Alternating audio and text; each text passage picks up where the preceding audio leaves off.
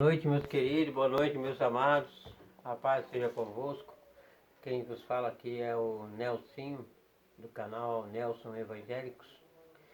Quero deixar aqui uma passagem bíblica, uma reflexão para nós, que fala sobre responsabilidades. Que cada um de nós temos responsabilidade para com o reino de Deus, responsabilidade na nossa pátria, né? Responsabilidade na família. Mas eu quero falar sobre responsabilidade pessoal na vida cristã. A passagem que eu quero falar está aí em Ezequiel, né? Ezequiel é uns livros profetas menores. Está escrito em Ezequiel capítulo 18, que diz assim: E veio a mim a palavra do Senhor, dizendo: Que pensais vós, os que usais essa parábola sobre a terra de Israel, dizendo: Os pais comeram uvas verdes e os dentes dos filhos se embotaram. Vivo eu, diz o Senhor Jeová, louvado seja Deus, né? Que nunca mais direis esta parábola em Israel. Eis que todas as almas são minhas, tanto a alma do pai como a alma do filho. Todas as almas são minhas. A alma que pecar, essa morrerá. Sendo, pois, o homem justo, eu estou lendo para baixo porque eu estou lendo a passagem bíblica. Estou lendo a passagem bíblica porque eu estou lendo para baixo. Sendo, pois, o homem justo e praticando juízo e justiça, não comendo sobre os montes, nem levantando os seus olhos para os ídolos da casa de Israel, nem contaminando a mulher do seu próximo, nem se achegando à mulher da separação, não oprimindo a ninguém, tornando ao devedor seu penhor. Versículo 7, tá? Estou lendo o versículo 7. Faminto e cobrindo ao nu com roupa. Mas a passagem principal mesmo seria essa daqui, ó. Ezequiel 18, versículo 18. Seu pai, porque praticou a extorsão, roubou os bens do irmão e fez o que não era bom no meio do seu povo, eis que ele morrerá pela sua iniquidade. Mas dizeis: por que não levará o filho a iniquidade do pai? Porque o filho procedeu com retidão e justiça, guardou todos os meus estatutos e os praticou, por isso certamente viverá. Versículo 20, pessoal. A alma que pecar, essa morrerá. O filho não levará a iniquidade do pai, nem o pai levará a iniquidade do filho. A justiça do justo ficará sobre ele, e a impiedade do ímpio cairá sobre ele.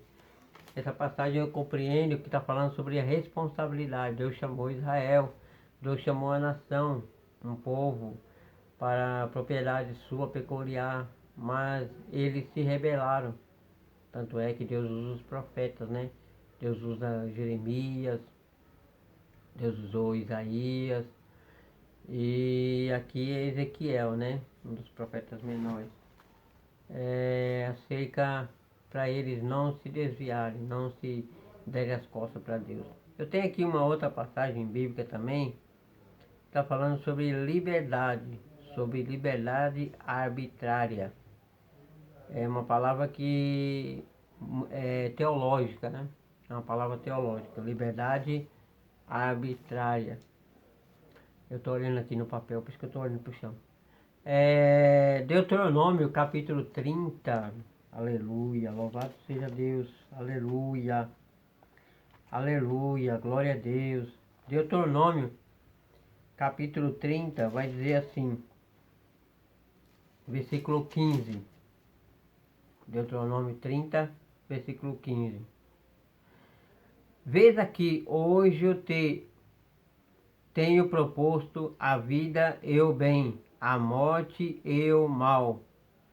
Porquanto te ordeno hoje que ames ao Senhor teu Deus, que ande nos seus caminhos e que guarde os seus mandamentos, os seus estatutos e os seus juízos, para que viva.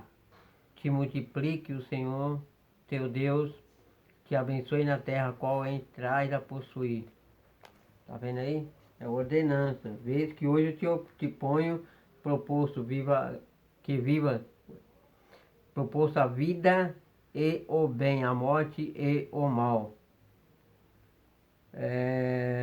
O versículo 17 diz assim: porém, se o teu coração se desviar e não quiseres dar ouvido, e fores seduzido para se inclinar a outros deuses e os servir, então eu vos declaro, aleluia, glória a Deus, então eu vos declaro que certamente perecereis, não prolongareis os dias na terra que vais passando o Jordão.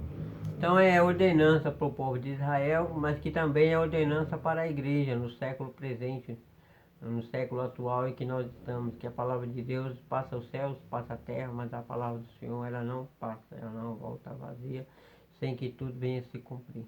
Porque quando Deus fala, Deus cumpre. A gente falhamos, a gente erramos, mas Deus não é menino, Deus não é criança. Tudo que Ele fala na sua palavra se cumprirá.